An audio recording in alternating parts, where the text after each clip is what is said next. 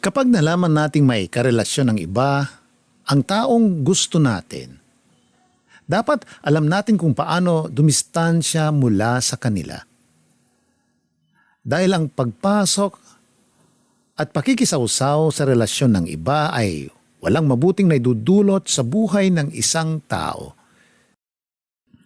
Ikaw, minsan ka na bang nakasira ng relasyon ng dalawang taong nagmamahalan? Dear Papa Van, may mga taong pinagtatagpo sa maling pagkakataon at nasasaktan lang sa huli. Pero meron din namang pinaglalaroan lang ng panahon hindi para saktan tayo, kundi para maramdaman ang saglit na kaligayahan. Hi Papa Van, at sa mga kabarangay na kagaya kong palaging nakikinig dito sa inyong programang Barangay Love Stories. I'm Alvin, 29 years old, at nagtatrabaho sa isang bangko. Naniniwala ako na lahat naman tayo ay may kwento ng buhay na kapupulutan ng aral. Yung iba nga lang sa atin ay ayaw ibahagi ang kwento nila. Ganon din ako nung una kasi hindi naman ako palakwento na tao. Pero mula nang maging tagapakinig nyo na ako, naisip ko na dapat ko ring i-share tong kwento ko kasi sigurado akong may mga makaka-relate dito sa sulat ko. Nasa college ako nang magkaroon ako ng first girlfriend. Tumagal yon ng 2 taon pero nag-break din kami dahil naging busy siya sa pagsasayaw sa grupo nila. Nasa 3rd year naman ako nang muli akong pumasok sa isang relasyon na nagtapos din nung nasa 4th year na kami. Dahil nawalan na kami ng oras para sa isa't isa. At ang pangatlong girlfriend ko ay nakilala ko sa unang kumpanya kung saan ako nagtatrabaho noon. Kaya lang, ilang buwan lang din ang tinagal ng relasyon namin dahil palagi kaming nag-aaway kahit tungkol lang sa maliliit na bagay. Papa Van, marami kaming hindi na pagkakasunduan kaya naman maaga rin natapos ang relasyon namin. At nang makalipat ako sa ibang kumpanya para magtrabaho, nag-focus na lang ako sa trabaho ko. Paminsan-minsan naman ay may dinedate rin ako pero hindi na umabot sa nagiging nobya ko sila. Nagsawa na lang din siguro ako na palaging may girlfriend na inaasikaso at iniisip. May oras din kasi na nahihirapan ako na hatiin ang oras ko sa bahay, trabaho at karelasyon ko. At sa ilang taon nga ng pagiging single ko noon, medyo naging hayahay ang buhay ko kahit papano. Hanggang sa makilala ko ang isang babae na muling magpapatibok ng puso ko. Nasa pantry ako noon ng office. Naguhugas ng tumbler nang may babaeng hindi pamilyar ang mukha ang kumausap sa akin. Mukhang nagmamadali at nang hindi makapag-antay na matapos ako sa may lababo ay nag-excuse na siya na kung pwede raw bang sumingit saglit dahil 5 minutes na lang ay matatapos na ang lunch break niya. Dahil hindi naman ako nagmamadali noong mga oras na yun ay pinagbigyan ko siya. Ang daldal niya, Papa Van. Habang naguhugas din siya ng tumbler niya ang dami niyang sinasabi. Siya pala si Sheila. Mag-iisang linggo pa lang daw siya sa accounts namin kaya ayaw niyang malate. Kailangan daw niyang magmadali kasi magre-retouch pa siya ng makeup bago bumalik sa trabaho.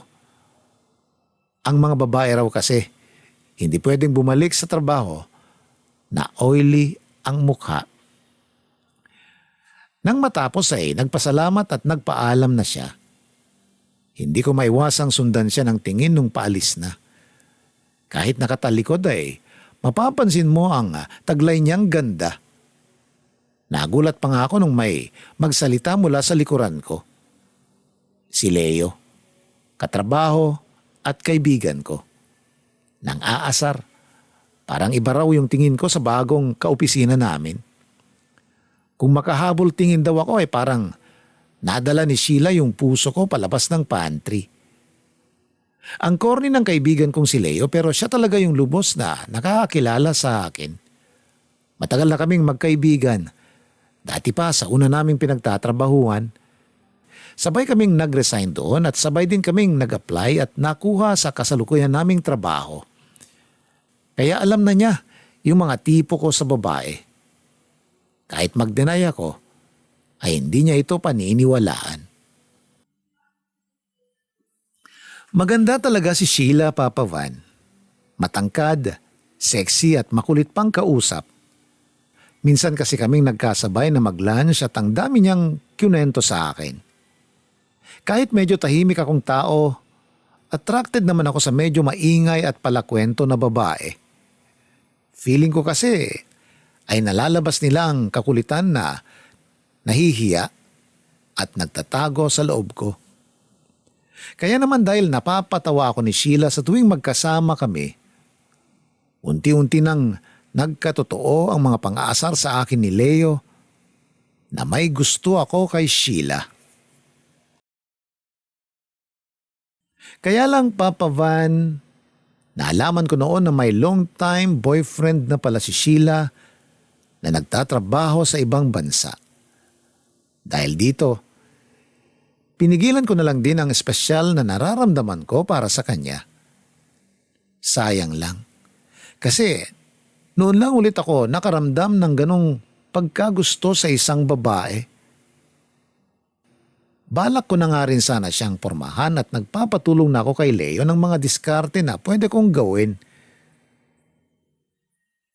Kaya nga nang malaman ko ang tungkol sa boyfriend niya, ay kaagad ko tong sinabi sa kaibigan ko na kalimutan na ang pabor na hinihingi ko sa kanya.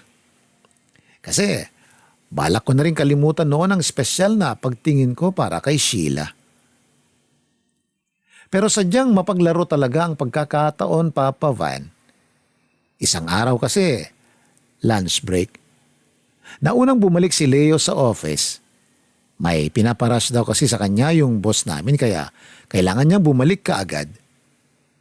Noon ay naiwan akong mag-isa sa kantin. Habang kasalukuyang kumakain ay hindi ko inaasahan ang pagdating ni Sheila. Kung pwede pa share raw ng table kasi boring ang kumaing mag-isa. Habang kumakain ay ang dami na naman niyang kwento hanggang sa matigilan ako sa hindi ko inaasahang tanong niya. May gusto ka raw sa akin? Hindi komportable pero walang kapreno-prenong tanong niya. Sa gulat ay naubo pa ako. Uy, Alvin, okay ka lang ba? Sa tinig niya na may pag-aalala. Oo, ayos lang ako. Sagot ko naman. Akala ko kung ano nang nangyari sa'yo dyan. Pero totoo ba talaga yon? Crush mo talaga ako? Naasiwa pa ring tanong niya. Oo. Marami naman kami na nagkakakrush sa'yo dito. Sagot ko na lang kasi wala booking na. Hindi ko alam, Papa Van, kung kikiligin ba ako. Kakabahan o magigilty dahil sa sinabi sa akin ni Sheila. May laman pang ang ulam ang bibig ko noon na hindi ko na nagawang nguyain masyado at nalunok ko kaagad. Muntik na tuloy akong mabilaukan ng mga oras na yon. Nang makainom ako ng tubig at may masmasan, tinanong ulit ako ni Sheila kung okay lang ba ako. Sinabi ko naman na ayos lang ako at sinisisi ko pa ang ulam na kinakain ko noon kaya muntik na akong nabilaukan. Kahit ang totoo, nagulat talaga ako sa pag-amin ni Sheila sa akin noon.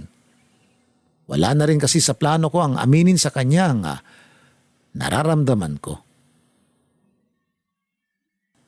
Papa Van, nung mapakwento ko kay Leo tungkol nga sa pagkakakrush ko kay Sheila, hindi ko pa alam noon na may boyfriend na siya. At nang malaman ko nga ang tungkol sa boyfriend niya, plano ko na lang mag-move on na lang at kalimutan ang espesyal na nararamdaman ko para sa kanya. Pero naisip ko noon na mukhang mahihirapan ako lalo na sa pag-amin na ginawa ni Sheila. Na gusto niya rin daw ako.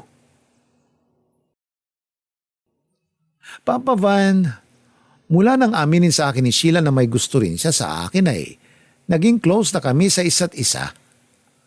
Kapag lunch break niya ay dinadaanan niya ako sa station ko at niyayaya na mag-lunch break na rin daw ako para sabay kaming kumain. Hinihintay niya rin na matapos ang shift ko sa trabaho kapag nauuna na siyang mag-out. Hanggang sa yayain na rin niya akong lumabas kami kapag wala kaming pasok sa trabaho. As in, kaming dalawa lang ang magkasamang kumain sa labas, nanood ng sine, o kaya namamasyal. Nung una, kinukumbinsi ko pang sarili ko na siguro trip lang akong maging kaibigan ni Sheila. Pero hindi naman ako bata noon at alam ko na kapag babae ang gumagawa ng paraan para makipaglapit sa akin. Wala namang kaso para sa akin kung babae ang mag-first move. Kaya lang sa sitwasyon kasi namin ni Sheila, hindi ko alam kung paano siya dapat i-entertain lalo na't may boyfriend pa siya noon. Hindi nagtagal ay naging super close na kami ni Sheila, Papa Van. Nasa stage na kami na open na akong pumunta sa apartment niya. May pagkakataon pa nga na pinagluto niya ako ng paborito kong afritada. One time kasi naikwento ko sa kanya ang mga paborito kong pagkain, lalo na ang luto ng nanay ko, na afritada. In fairness, masarap magluto si Sheila. Kahit first time niyang magluto ng ganun, konting-konti na lang, makukuha na niya yung timpla ng nanay ko. Habang kumakain ay nagkakabiruan kami. Ayaw pa nga niyang i-compare ko yung luto niya sa luto ng nanay ko kasi si nanay daw ay expert na sa pagluluto dahil may karinderya kami. Siya, tsamba lang daw dahil sa YouTube niya lang tiningnan kung paano. Pero banat ko, hindi lang panlasa ko yung nakuha niya, kundi pati na ang puso ko. Grabe siya magpakilig oh. Ikaw baka lalo akong magkagusto sa'yo niyan. Hindi may tagong kilig niya. Lalo, ibig sabihin, lumalalim na talaga yung nararamdaman mo para sa akin? Sumeryosong tanong ko. Oo. Sorry Masyado na ba akong nagiging vocal sa feelings ko para sa'yo? Hindi ko rin kasi mapigilan ng sarili ko. Seryoso na ring sambit niya. Ayos lang kasi ang totoo. Ganun din naman ako sa'yo. Habang mas tumatagal na nagiging close tayong dalawa, nararamdaman ko na mas nagkakagusto na ako sa'yo. Pero Sheila, kung patuloy tayong ganito, paano naman yung boyfriend? Hindi pa man ako natatapos sa gusto kong sabihin ay nagsalita na siya. Huwag na muna natin siyang pag-usapan, Alvin. Ang mahalaga naman kasi ngayon, ikaw ang kasama ko. At masaya tayong dalawa. Oo, Papa Van. Alam ko talaga na mali ang ginagawa at sinasabi namin noon ni Sheila para sa isa't isa. Kaya lang, tinamaan na talaga ako sa kanya kaya naman sinakyan ko na lang noon ang lahat ng nangyayari. Hinayaan ko na mas lalo pa kaming maging malapit sa isa't isa. Hanggang sa magkaroon na nga kami ng malalim na unawaan pero walang opisyal na relasyon. Mas madalas na kasi kaming magkasama noon. Sabay kaming nagpo-file ng leave sa trabaho. Nag-out of town at minsan ay sa place na rin ako ni Sheila natutulog. Siyempre, hindi basta tulog lang ang ginagawa ko doon. Papa Van, ginagawa na namin ang halos lahat ng ginagawa ng dalawang taong magkarelasyon at nagmamahalan. At dahil may pagka-workaholic ang boyfriend niya na nasa abroad, hindi naman siya naging problema ni Sheila dahil hindi rin naman siya madalas na tumatawag dito. At kahit na alam kong nasa isang magulong usapan ang stage ng maling relasyon namin ni Sheila, nasanay na lang din ako sa ganong setup namin. Lalo na at ng mga panahon na yon, malalim na talaga ang pagkagusto ko sa kanya. Isang araw, nagpaalam si Sheila na mauuna nang umuwi dahil magkikita raw sila ng ate niya. Nasa labas raw ito kaya hindi na niya ako maantay. Buong akala namin walang tao sa paligid kaya yumakap siya sa akin at hinagkan ako sa pisngi bago siya umalis. At hindi ko inaasahan, nandun pala ang kaibigan kong si Leo.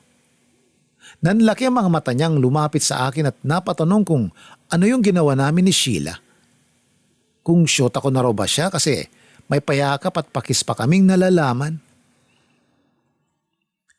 Ang sagot ko lang ay hindi. Kasi wala naman talaga kaming relasyon at magkaibigan at close lang naman talaga kami ni Sheila. Pero ayaw maniwala ng kaibigan ko. Hindi na raw siya teenager para mapaniwala sa pahindi-hindi ko. Mas lalong hindi raw siya manhid para hindi mapansin na para na kaming magsyota kung kumilos sa loob ng opisina. Pero pinagpilitan kong clingy lang talaga si Sheila. Kaya siya ganon. Pero siguro naman tol, alam mo nang may boyfriend pa rin si Sheila hanggang ngayon, di ba? Pagpapaalala pa niya sa akin. Oo naman. Maikling sagot ko lang. Okay. Payong kaibigan lang, Alvin. Kasi concerned lang talaga ako sa'yo. Nakita ko na rin kasi dati kung paano ka magkagusto sa isang babae. Kaya lang sana, piliin mo naman yung babae na mamahalin mo. At sana rin, huwag ka nang makisawsaw sa relasyon ng iba para hindi na magulo ang buhay niyo pare-pareho. Sambit pa ng kaibigan ko. Tama naman si Leo, Papa Van. Marami pang ibang babae ang pwede kong pormahan o balingan ng atensyon ko. Hindi ko dapat pinagsisiksikan ang sarili ko kay Sheila. Hindi ako dapat nakikisawsaw sa ibang relasyon. Ayoko rin naman kasi na tawagin akong sabit lang sa isang relasyon. Ayokong maging habang buhay na pangalawa lang. Pero hindi nyo rin naman ako masisisi kasi hindi ako ang nag-umpisa ng lahat. Plano at sinubukan ko namang iwasan ang ganong klase na maling relasyon pero si Sheila na mismo ang gumawa ng paraan para magkalapit kaming dalawa. Siya pa nga ang unang umamin tungkol sa nararamdaman niya. Hindi ko naman yun sinakyan lang dahil seryoso na rin ako sa kung ano pa man ang pagtingin at nararamdaman ko para sa kanya. Lalo na nga at sa bawat oras na magkasama kami sa labas ng opisina palagi siyang malambing sa akin. At isa yun sa mga dahilan para lalong lumalim ang nararamdaman ko para sa kanya. Sa kabila ng chismis tungkol sa maling relasyon namin ni Sheila nagpatuloy pa rin kami sa kung anuman ang meron kaming dalawa. May ilang kaibigan na rin ako sa opisina na pinapaalalahanan ako sa kung ano ang tama at mali. At sana raw itama ko na ng maaga ang maling nangyayari sa buhay ko. Huwag ko raw hayaan na magulo pa ang buhay namin pare-pareho ni Sheila at ng boyfriend niya. Pero hindi ako nakinig sa kanila. At pinanindigan ko ang palagi kong sinasabi na magkaibigan lang kami ni Sheila kahit iba na ang nakikita ng mga kaopisina namin. Minsan din naman Papa Van kinakausap ako ni Sheila tungkol sa setup ng relasyon naming dalawa. Kaya lang pilit niya lang na iniiwasan ang topic na yon at naiinis siya kapag pinipilit ko siya na pag-usapan namin yon. Masaya raw siya sa tuwing kasama niya ako at kung nahihirapan na raw ako sa sitwasyon namin, tapusin na lang daw namin ang kung anuman ang namamagitan sa aming dalawa. Siyempre ayoko namang mangyari yon. At mas lalong ayokong mawala sa akin si Sheila. Kaya pinilit ko na lang talaga na makontento sa kung ano lang ako sa buhay ng babaeng mahal ko. Isang gabi, sabay kaming nag-dinner ni Sheila sa isang restaurant malapit sa opisina. Humingi siya ng tawad kasi ngayon lang daw uli kami nakalabas. Sobrang busy niya raw dahil lumuwas daw dito yung ate niya. Hindi naman daw niya maiwan dahil hindi pa ito sanay sa pasikot-sikot sa kanila. Sa kalagitnaan ng pag-uusap namin ay may lalaking biglang nagsalita mula sa likuran ni Sheila. Nanlaki ang mga mata at parang nakakita ng multo si Sheila nang malingon niya ito. Si Noli, ang boyfriend niya.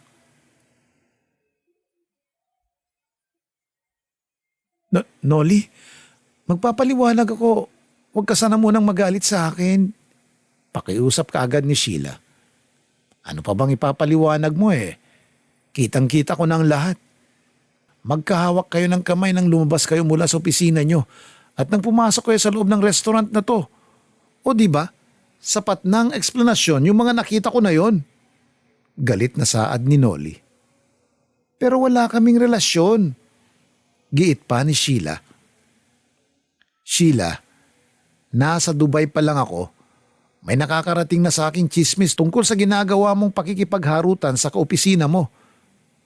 Pero hindi ko lang pinansin yun. At nang makauwi nga ako dito sa Pilipinas, ramdam ko na may tinatago ka talaga sa akin. Kaya ako na mismo ang gumawa ng paraan para malaman ng totoo. Hingang malalim niya. Pagkatapos ako naman ang binalingan niya. Alvin ang pangalan mo, di ba?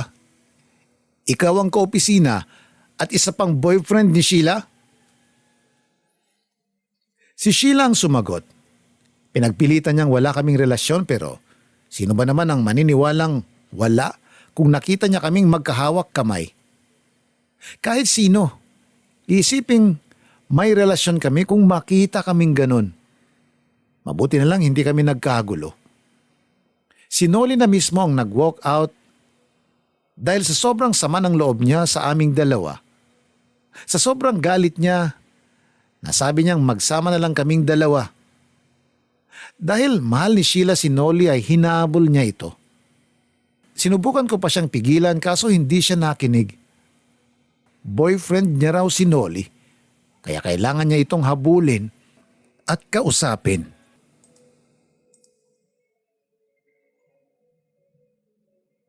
Naiwan akong nag-iisa at pinagtitinginan sa lamesa namin. Kaya naman pagkatapos kong bayaran ang mga pagkain na in-order namin ay umalis na rin ako sa restaurant na yon, Papa Van. Gusto kong puntahan si Sheila sa bahay nila pero pinigilan ko ang sarili ko dahil baka lalo siyang magalit sa akin. Biyernes ng gabi noon at sa 2 araw na wala kaming pasok sa trabaho. Hindi niya ako tinext, chinat o tinawagan man lang. Hindi rin siya sumasagot sa mga chat o text ko sa kanya. Hanggang sa dumating na nga ang araw ng Lunes. Nagkita kami sa trabaho pero hindi niya ako pinapansin. Binigyan ko pa rin siya ng oras noon kasi iniisip ko na baka naguguluhan siya kung sino sa amin ni Noli ang dapat niyang piliin. Pero umaasa na talaga ako noon na sana hindi na siya makipagbalikan pa kay Noli.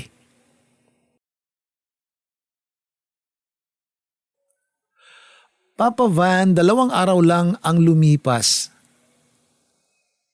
Nalaman kong nagpasa na ng resignation letter si Sheila sa supervisor namin.